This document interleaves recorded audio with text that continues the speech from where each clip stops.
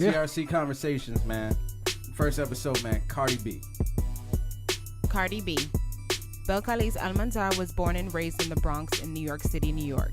Her mother is Trinidadian and her father is Dominican. Her first real job was at an Amish supermarket. She was fired and the manager suggested she go work at the strip club, so she took his advice. She said stripping saved her life and got her back into school. She started posting videos on Instagram and started going viral. She would eventually be offered a spot on Love and Hip Hop. She retired from stripping and started focusing on her rap career. Cardi B gets her name from her childhood nickname, which came from the liquor Bacardi. She is one of hip hop's biggest acts right now. How do we feel about Cardi B and her ascension? Cardi B, man. Cardi. We've talked about Cardi B quite a bit on this podcast. Yes, we have. Pretty much every time I've mentioned her name, it's been somewhat negative. I mean, you'd say that, right? Yeah. So we basically, what we're going to do, we listen to every song that she's pretty much done. Damn near 100%. I want to say we listen to 95% of her material, which isn't a lot, but yeah, we listen to pretty much everything. Right. And we both came up with our own ideas of how we view Cardi B. So before we started this, how did you feel about Cardi B? I thought she has, some talent. I'm not trying to say like she doesn't, but like it was just in the fact of, she blew up over Bodak Yellow. And it's like, okay, cool. She got the attitude, she got the flow and everything, but nothing really wowed me about her. So I could just say, I was just like, okay, she dope, but a little more to be seen from me, in my opinion, with my music taste. So, yeah.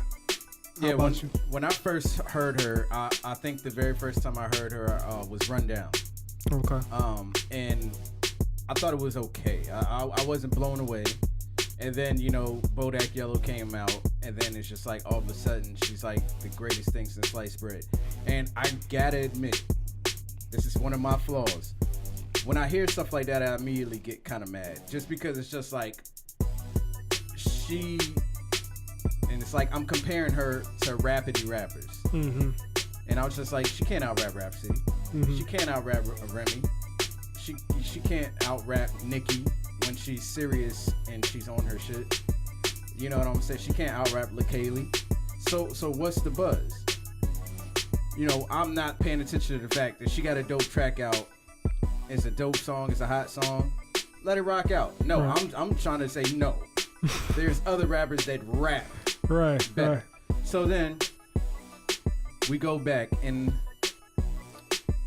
Gangsta Bitch Volume 1. I turn it on. Mm-hmm. The skit from The Breakfast Club. I've actually saw some of that interview. I didn't watch the whole thing. I watched some of that interview. So I remember that skit. Trust Issues came on, and pretty much the whole vibe of the first project came off as her experimenting and trying to figure out what worked. Yeah, I agree. Trust Issues, I didn't like the beat. I thought she had a cool flow, bad hook. On Fleek, semi-okay beat, bad hook. Yeah. But I started seeing like she's catching the flow. She's getting a little bit of a flow. It's starting to work. Wish popping. Bad hook. Like that was pretty much the trend. Yeah. Selfish. Her perspective was a skit of abuse. Yeah. And she actually dealt with that. Selfish. I felt like that could have worked, but it felt like they were rapping off a beat. I felt like the engineer should have probably put a metronome on. Right. Because it wasn't just her. It was Josh X too. Mm-hmm. And I feel like when you're listening to it, I don't even know if there's a real tempo for that because it seems slightly off. Okay. I couldn't even catch it. I Gotta Hurt You. I've heard women say that before. Mm-hmm. But what the hell's up with the house sound? Like I wasn't feeling that. I thought it was left field. Yeah. Forever. I actually thought Forever was pretty cool. Yeah. Trick, not my cup of tea. I thought the skit was funny.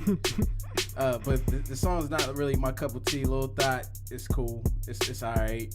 Sauce Boy, I was just like not really feeling the hook, but I felt the verses and the way she sketched that she ended the project with. It was like, all right, cool. Yeah. I see what you're doing. Mm-hmm. You know what I'm saying? And overall, when I listened to this first project, I came out with a D+. Damn. I felt like it needed work. Mm-hmm. And this is now. This is like not when because I didn't hear it back then. Right. This is now. So D+, it needed work.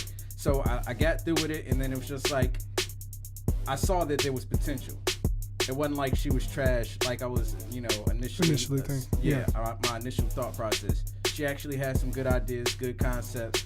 May not have actually went all the way through with them, but it was cool. Yeah. How did you feel about Gangsta Bitch Volume 1? I pretty much felt the same way. I thought it was just an introduction to her, which should serve. That was her first big mixtape. And I thought you got to know a lot about her personality if you didn't know about it already. She built her background off of what you said, skits and stuff like that, videos, viral videos here and there. So I got that impression coming off of her rapping and her skits. What I got overall from the album was just the fact of, the mixtape was the fact that she's not afraid to be who she is, to say what she wants and how she wants to say it. And from that standpoint, I could kind of respect her because she's not trying to be nobody else. But as far as the rapping and the production wise, I felt like, she had the right kind of vibe with the beat selections and everything right there. But like you said, there was a lot of bad hooks here and there. Some lyrics was just like, okay, here and there. But yeah, I thought it was a D+ and needed work. Pardon me, but young man. I could see where the spark would goddamn French. From her being an artist, because she has that type of charisma from, I guess you want to say, a hardworking female that wants to get herself known. So I could respect that from that standpoint. So then when it leads into Volume 2, how did you feel then? Oh, hold on. I just want to point out another thing. I'm pretty sure if you're a stripper, or if you consider yourself a gangsta bitch in somewhat along those lifestyle lines, I'm pretty sure this album is straight gospel to you. Like, no shade. But I get what you're saying, though. That's what I love. Yeah, because like how when we listen to Lupe, to some people, it's just like, yo. Yeah, they just be turning off. Yeah. Yeah. To me, it's like, but if you identify with that, I feel like this album would be pure gospel. Agreed. Gangsta Bitch Music, Volume 2. Now, when this one starts off, Bronx season, I was just like, okay. That was a fucking pretty drastic jump in quality in 6 months. Yeah. She actually made a lot of progress on this album. I agree. Lick is actually a really hard track. It is. Her and Offset actually did their thing. They did. Dope ass song. Hectic came on. I was just like, what the fuck? This shit is alright. This shit is pretty dope. Yeah. Leave that bitch alone. Better hook. Better beat. Overall, better beats, better hooks on this second joint. Yeah. Rolling. I was feeling that. Yeah. Back it up. She gave you a little Caribbean vibe. I mean, I was just like, yo, I'm very impressed at this point. I can't believe just for you guys to know, we were gonna review this album in January, but Mingo didn't want to do it at first, so we decided not to. And then when he came back in the summer, like, yo, you want to review it? It's like, nah, it's kind of old, so let's not. So here we are, back again doing it. Back It Up's actually dope. Dope ass Caribbean vibe. Never Give Up. I felt like this was a missed song. Like, she had the right idea. Yeah. The lyrics aren't all that bad. I just felt like the song didn't come together 100% correct. Pull Up, I'm pretty sure she's really about that life. Yeah. And Pop Off with Casanova wasn't a bad song. It wasn't bad. Yeah, so after I listened to this, I was actually pretty impressed, man. And I gave this joint a B-. I think it's dope. How did you feel about Gangsta Bitch Volume 2? Major step up. I think with this, it kind of, I don't know what happened in those 6 months, but whatever happened worked. Maybe she made some moves as far as like, production wise or people that she connected with. But I think just maybe she got more comfortable with it, because maybe in Volume 1 she was just like, okay, I finally got a chance to do what I've been wanting to do. Let me see how this works. But this was more like, okay, I got this now. I'm more confident in my delivery, because that's what it was to me. Her delivery was more spot on. I felt like she knew what to do with the song. Not that she didn't know what to do in Volume 1, but I felt like she was more overall comfortable with this volume than the last one. Like you said, from the jump, you're just like, oh, okay. She's hitting it. She's just going at it. And, I thought it was pretty dope. But I want to say that I still was just like, okay, there's something else that needs to be there. So I gave it a C+. I just thought it was solid. But if I would have listened to this, before Bodak Yellow popped off, like that, I would have been like, okay, yeah, she is pretty dope. Then we come to the singles. She stops doing Love and Hip Hop, and she puts out a couple singles. Mm-hmm. Stripper Hole was cool. I mean, it's self-explanatory. Yep. You know what I'm saying? Mm-hmm. Bodak Yellow comes out, and it pretty much destroys the airwaves. Why do you think it destroyed the airwaves? And the funny thing is I don't know. And the reason why I say I don't know, because it almost seemed like that's pretty much what she was doing on Volume 2. You know what I think it is? What was it? Well, not to say that we ain't had no female rappers, but, Nicki was the predominant one for a while. You think it's just because Nicki wasn't doing anything that this caused her to escalate faster? Because I know some people talk about that on social media, like, oh, the only reason Cardi B blew up because Nicki didn't do that much this year. Man, I don't even want to talk about Nicki right now, man. But look, man, I don't know exactly what it was that made the song take off. I just feel like it's like perfect timing. It's not really anything different from what she was already doing on Volume 2. Right. You know what I'm saying? I mean, the beat selection is along the same lines of what she was working with. It was perfect timing. She struck at the perfect moment. Yeah. She had just wasn't that just the last season of Love and Hip Hop she had did, where she had the reunion and everybody loved I'm her not sure, on the but reunion. Probably was. Yeah, and it was just like, it just was the perfect moment for this song to drop, and it just took over the airwaves. Look at that, 3 times platinum. Yeah. Amazing. So that came out and it just straight dominated. And then she started doing other songs. She did a song, couple joints with Red Cafe. She did a joint, with G-Eazy. Yeah. That came out. She did Kama Sutra with Juicy J. She did I don't know how to say that. I don't know how to say it. Lamando, what's that? Basically the model in Spanish. Yeah. There you go. Translate. She did that and actually added to that song. You know what I'm saying? G-Eazy's joint. She actually did a good job on that. Mm-hmm. On No Limit. She killed that. Yeah. Then Motorsport came out. And I feel like that was the turning point. Because I heard Motorsport before I heard the G-Eazy joint. Okay. And when I heard it, I was just like, Cardi B actually killed that joint. Maybe I'm wrong. Mm-hmm. And I don't like to admit that about music. I'll admit I'm wrong anywhere else. I pride myself on being right when I talk about music. But apparently I was wrong. Yeah. And Cardi B actually is pretty nice. Barty Cartier. How do you feel about that? It's straight. Her newest single. It's straight. I don't feel like it's as strong. My personal reason, it's not as strong as, Bodak Yellow or anything like that, but it debuted at number 14. That's good. But I think I still need to see something else, because it's like now I see how she raps and how she impacts on the track. I don't think that was her strongest performance, because it's just like I can see her doing even better than that. And it's weird to say that because I don't really personally, like favor her as an artist, but I can see her coming out stronger than that, because with every feature she's been going harder and harder. And I think she can come stronger than that. Yeah, I mean, I think it's cool. Mm-hmm. I like how her and 21 Savage use the same flow. How do you feel about the similarity between this and that Tommy Genesis joint? Like you said, stuff can happen, but it seems a little bit too similar. But I don't know. I really don't know what to say about that matter. And I guess social media or everybody else don't care about it either. Yeah, but I think it sounds similar, but I don't know. Unless we got some definitive proof of Cardi B actually going online looking for other people's songs and stealing them, I'm inclined to say I don't think that's what's going on there. I don't either. How do you feel about Cardi B's overall, and where do you think she can reach, and what do you think is going to happen to her in 2017? I know some of my comments on her have been harsh, but I feel like that she has a path ahead of her, and I'll say why. It's the fact of what I was saying before. She's not seeming like she's trying to imitate anybody.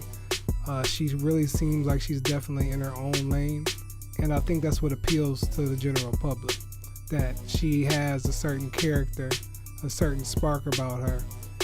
And I think most of all, she just looks like she's having fun. I mean, she dropped a Finesse video with Bruno Mars, and she literally was just having fun. How did you feel about it? Oh, I loved it. You know, first I was just shocked to see. I'm just like, whoa, okay, this is Finesse. I'm like, what is Cardi B doing on Finesse? I mean, first I just saw the video because, you know, if you're scrolling down Facebook, if you have your phone silent, you see the video playing. I'm like, what is Cardi B and Bruno Mars? Look old school. What is this? I press it. And I'm like, yo, this is Finesse. And then I'm like, Cardi B on Finesse. And I was just like, yo, she killed it. She came in flowing. I don't know why people said they didn't like her on that. I thought she was a perfect addition to the song. Said that? There were some people in the comments on the link that I was reading. They're like, oh, Cardi B wasn't needed in this, but I'm like, y'all tripping. I thought she did great. And I think that's just about her. I think that's what connects to people, is just her personality and how she can shine through the music. Like, you know, that's what it is. So in that light, I think she has some kind of future ahead of her. I could see her excelling in areas better than Nicki did, because I feel like Nicki has a lot of personality, but sometimes it comes off as forced. And I think that's the difference between Nicki and Cardi B to me. Nicki took drama classes in school. Yeah. Yeah, I think Cardi B can take Nicki's spot. Okay. I don't know if I want to say that she has the rap ability to, but then again, Nicki ain't really been rapping like that anyway. I mean, she you go back and listen to her Motorsport verse, she picked some bad deliveries. Some dope bars in there, bad delivery. Cardi B picked the perfect delivery and just wrote it, and just stuck to what she knows and killed it. And if Cardi can do that, pick a couple of different topics, I think her album could actually be pretty good. Yeah. Really good actually. Finesse. Hey, I love Bruno Mars' album. You should know that if y'all listen to this podcast. We championed it when it first came out. But Bruno's album, Finesse, none of them songs needed to be touched. Mm-hmm. But I will say, when I heard Cardi B on it, I was just like, I don't even want to hear the original no more. Yeah, I agree. Because Cardi did that good of a job on it. She brought a little bit of different of a vibe to the song. Yeah. And it was dope. It freshened up something that was already dope. Yeah. And it kind of reminds me of like R. Kelly, like in the 90s. Anytime he would do a remix, it was always better than the regular version. Yeah, because like because Bruno did That's What I Like and added Gucci Man. That shit was ass. Yeah, he didn't need Gucci Man was not needed for that song. The right. song was already great.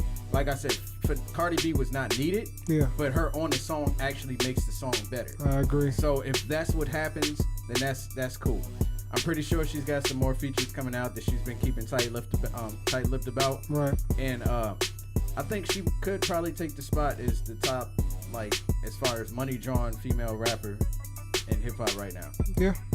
And I want to say that I've never been so wrong in my whole life about Cardi B as a rapper. Yeah. So you don't be hearing any more Cardi B bashing from me, unless the music's whack. I mean, I won't bash, but I just want, every female artist to get the respect they deserve, Everything's not about Cardi B. Yeah. So that's the only thing. I won't bash her, but just as so long as the spotlight isn't just solely on Cardi B, then I'll be fine. Yeah. Oh, and warning to Nicki Minaj, man. This is about to be a wrap. Your time is running out. That clock is ticking. All these female rappers stepping up, man. For real. Yeah, and yo, I mean, she said she got something amazing. It better be amazing. Because you've been slacking. Yeah. For a couple years now, and we ain't been letting you slide. A lot of the news reviewers ain't been letting you slide, but a lot of people been saying it's okay. Nicki coming. Nicki's doing it. No. Drop that heat. Did you see Jess Hilarious video when she was saying how Nicki? She's like, yeah, look at me. I'm doing it all by myself now without Safari. And then she's like, yeah, you're using the same flow you was using when Safari was ghostwriting your shit. We know bitch has been your son since your first album. You still telling us. We know. Everything you're telling us, we already know because you've told us a million times. Yeah, you went platinum this way. You been on boats in Dubai. Aventador. We know all of this already. Tell us something Tell new. us something new. You ain't lived. You know what I'm saying? Like Yeah. Drake, he normally would tell you about some new stuff that you probably never heard of when you listen to Drake. Right. Nicki ain't been doing it. Hey, you need to go holler at Drake. Get him to write some of your shit. Word. Maybe even the mixtape Weezy.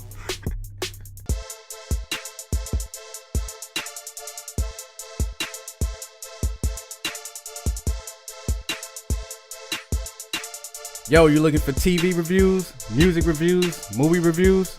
Then check out the only reviews that matter, man. Yeah, just hit that subscribe button. Make sure you hit the notifications and stay tuned.